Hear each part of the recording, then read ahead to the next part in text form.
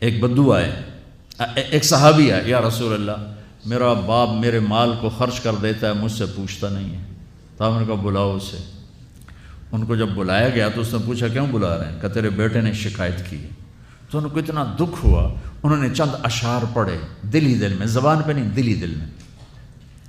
اور مجلس میں آ گئے۔ جب پہنچے دربار رسالت تو جبریل آئے ہوئے، یا رسول اللہ اللہ تعالیٰ کہہ رہے ہیں اس کا مسئلہ بعد میں سنیں، اس سے کہیں وہ شعر سنا جو تو نے بیٹے کے گلے میں کہے ہیں، اور اب تیری زبان سے ادا نہیں ہوئے پر تیرے اللہ نے سنے۔ تو آپ نے اس سے فرمایا اچھا بھائی تیری گل تو میں بعد سنوں گا، تو پہلے میں نے شعر سنا۔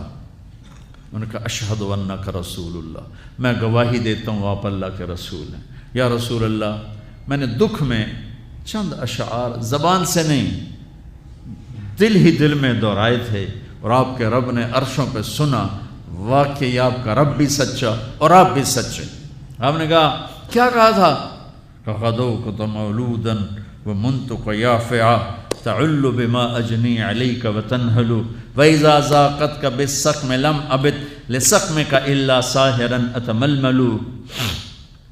کأنی انا المتروک دونک بالذی ترکت به عینی وعینی تحمل تخاف الردى نفسی علیک وانها لتعلم ان الموت وقت مؤجل فلما بلغت السن والغایة التي الیها مدى ما فیک اؤمل جعلت جزائی غلظة وفظاظة كأنك انت المنعم المتفضل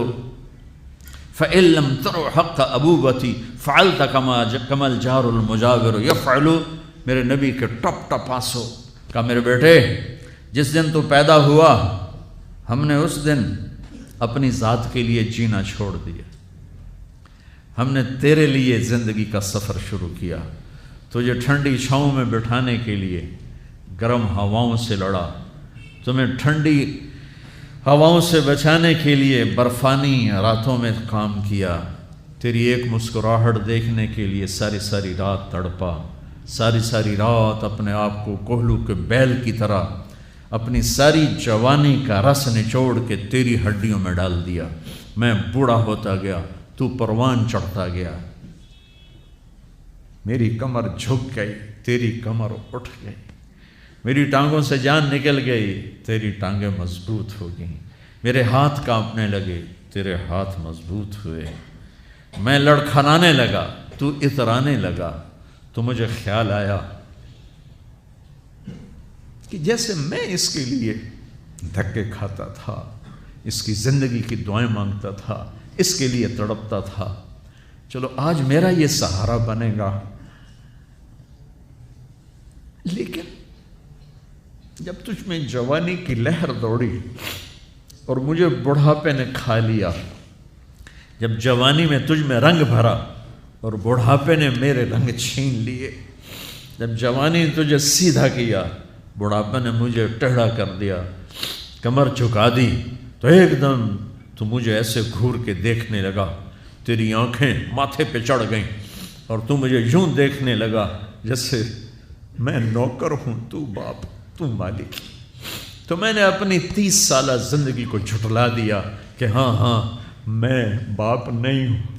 میں نوکر ہوں، یہ میرا سردار ہے۔ اگر یہ بیٹا ہوتا تو یوں تو نہ کرتا، اس نے میری راتوں کے تڑپنے کو بھلایا، میرے گرمی سردی سے لڑنے کو بھلایا، کولو کے بیل کی طرح میرے چکر کاٹنے کو بھلایا، اپنی خوشیوں کو دفن کر دیا اپنے سینے میں، قبرستان بنا دیا اپنے سینے کو، اپنی خواہشات کا اور اپنی خوشیوں کا، اور آج تو مجھ سے ایسے بات کرتا ہے جیسے میں نوکر ہوں اور تو میرا آقا ہے۔ اچھا میرے بیٹے، میں نوکر سہی، تو سب، پر میں تیرا پڑوسی تو بندہ پڑوسی سے پوچھ ہی لیتا ہے کیا حال ہے، کوئی ضرورت تو نہیں، اتنا ہی پوچھ لیتے۔ دیکھو میں آج رو رہا ہوں، یہ بڑے دردناک اشعار ہیں، میری اردو میں اتنی وسعت نہیں ہے کہ میں ان اشعار کا درد سمجھ سکوں اردو کے الفاظ میں، لیکن اتنا بتاتا ہوں کہ میرے نبی روتے روتے ہچکی لگ گئی، اتنا روئے،